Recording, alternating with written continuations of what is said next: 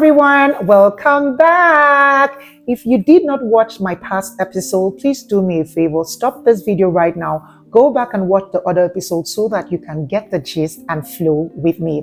Welcome back to episode 2 on my series 40 Lessons at 40. And just so you know, my birthday is not over until I say so. Today I'm going to go deep into a very personal experience of mine to share with you a few lessons I learned on my journey. Before I get into the meat of it, I want you to do something for me.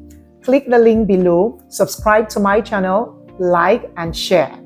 Thank you so much. So let's dive right into it. My life is filled with so many experiences, positive and negative, that have marked me.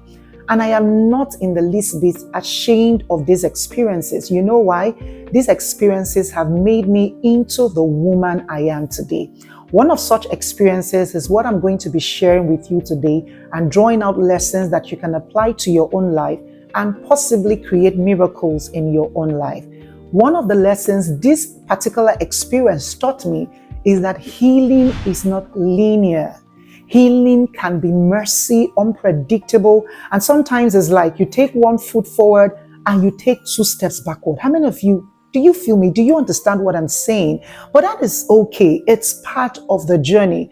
I used to separate my healing and the painful experiences I had from my life's journey. But in my 40 years, I've come to realize that healing is part of my story and it is a valid part of my story. It is what I experienced. I remember so vividly when I lost my children I had waited 8 years for. I thought that it would just be as simple as going to see a psychologist, seeing my gynecologist, and then after a few sessions, I'll be okay. But I was shocked that 3 years down the line, 2 years down the line, it will look like I had a relapse and I'll find myself bawling my eyes out in the bathroom and crying. I'm wondering, why did this happen to me?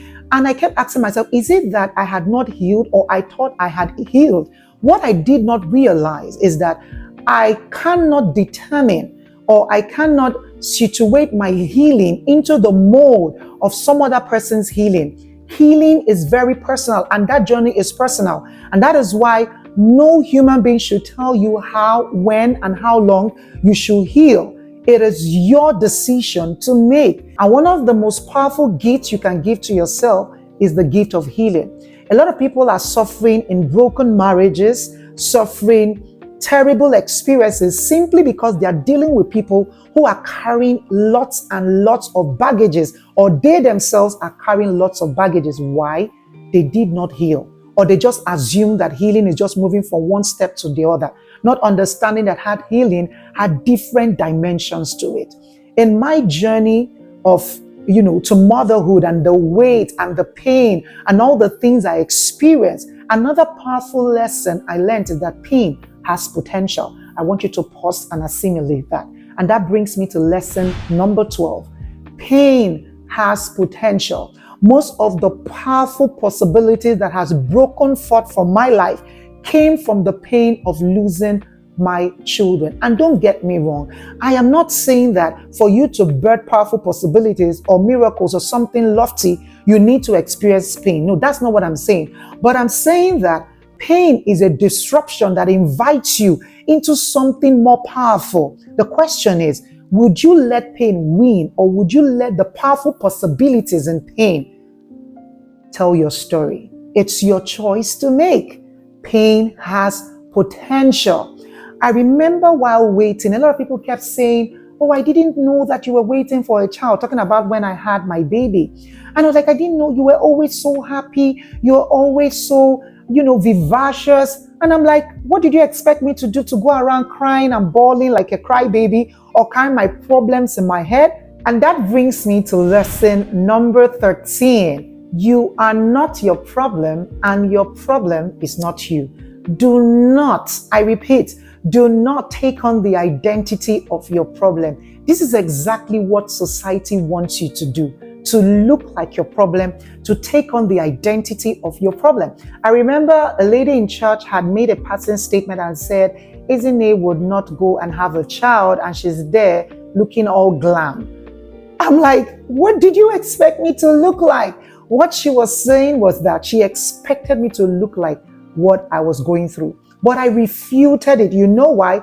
I refuse to look like where I am. I refuse to look like what I am going through. Rather, I will look like where I am headed. And do you know that sometime I wanted to write a book? Can you guess the title of that book? I'm still going to write that book. I actually wrote it in my journal. The title of that book is While You Wait, Live. And that is lesson number 14. Whatever you were waiting for, you may be looking at me right now on your screen and you have something that you're waiting for, a child, a job, a husband, whatever it is, I beg of you. This was a lesson I applied to my life and it did so many wonders for me. While you wait, live. Do the travels. Seek out new experiences. Pursue purpose. Apply for those positions. Do not allow an aspect of your life that is not working affect other aspects of your life. Don't do that.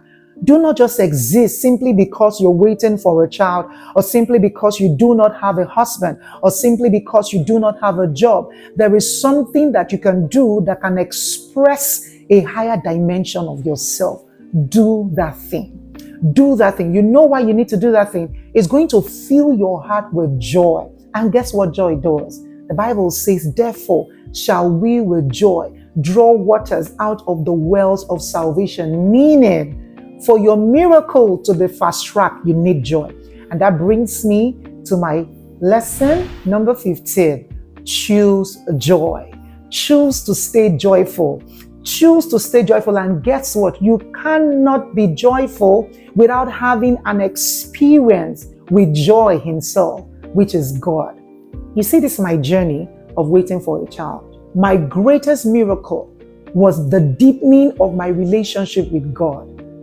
The deepening of my relationship with God. It was in those moments of worship.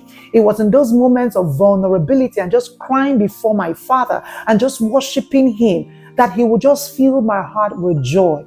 Choose joy. Do things that make you happy. Do things that make you joyful. Surround yourself with people that cause you to roll over in laughter. It will cause your miracle to come quicker. Choose joy. Choose you. Choose your happiness. Stay joyful. Here's the thing. There are many things that are trying to steal your joy. I am telling you, 1,000,001 things are trying to steal your joy. At least I remember that it was the same for me. When I had that loss, I kept thinking, it's my fault. I must have done something wrong. I must be the culprit here. I was so broken and so torn that I kept hearing voices telling me that it was my fault. Before you knew it, I had gone into a deep loathing for myself. I couldn't forgive myself for miscarrying my children. I couldn't forgive myself for not carrying a pregnancy full term. And guess what? I didn't even know at the time that my choosing to remain in that valley of unforgiveness also robbed me of my ability to create and to accept my own miracle. What did I do? I chose forgiveness. And that brings me to lesson number 16. Choose forgiveness. Most importantly, choose to forgive you. Because every time we talk about forgiveness in relation to other people. But what about you? Forgive yourself for the mistakes you made 3 years ago, 5 years ago, 1 year ago. You didn't know better. And even if you did know better, you are wiser now. Make the right decisions. Course correct. Do what you need to do, but by all means, forgive yourself and move forward. Because I wallowed so much in unforgiveness for myself, I couldn't see myself for who I truly was. So what did I do? I left the city I was in at the time and I traveled to another city. I resigned from my job unceremoniously and I went into another city for 3 months. 3 solid months, I did absolutely nothing. You know why? It was my season of healing. And thank God I actually understood that. And that brings me to lesson number 17.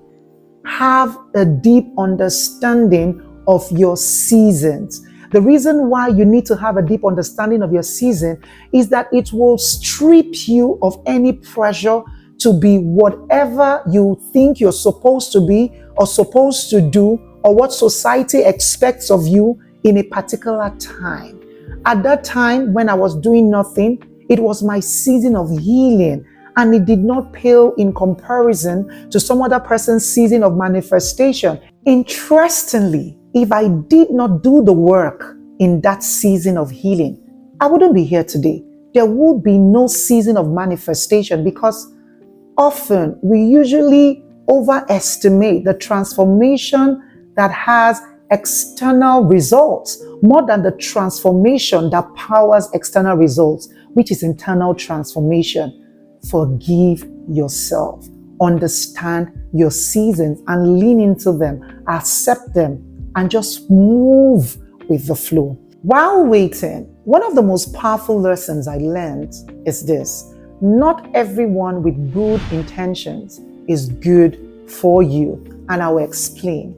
I remember when I had the loss of my babies, a friend of mine who was with me at the time, where I was sharing my faith and my journey for how I was going ahead to buy new baby things, decorate the baby room, just putting my faith out there and putting my faith to work. And she made a careless statement and said, "Wouldn't you just adopt a baby?" That did such a huge puncture to my faith. I remember going home feeling like, I don't think I'll ever have children again. But when I drilled down, I discovered the reason why I was thinking that way was because of what my friend said. And I know that she's a good person and she meant well, but she wasn't good for me at that time. Whatever she said at that time wasn't good for me. So you must develop a high level of self-awareness that will help you differentiate who you need per season. There is always someone sent to you per season. Your job is to find that person and anchor yourself to that person. I had mine, and I am so grateful for her. And that brings me to lesson number 19. Can you guess what it is? The most powerful lesson ever in my journey. And that lesson is, whatever you do, do not lose your faith. Whatever you do, do not lose your faith. Solidify your relationship with God. When we talk about God, people talk about a God that their pastor talked about, or talk about God as some being. No, I'm talking about a deep relationship with God. That's what sustained me. That's what kept me. That's what encouraged me. That's what moved me forward. When every other thing failed, my anchor was in God. So if you're listening to me right now, I want you to solidify your faith in God. Let it be this rich faith. Let it not be a faith of I heard. Let it be a faith of I know. You must get to that point that you say, if I perish, I perish. My God is on the throne. And the peace of God will garrison your heart. Lesson number 20.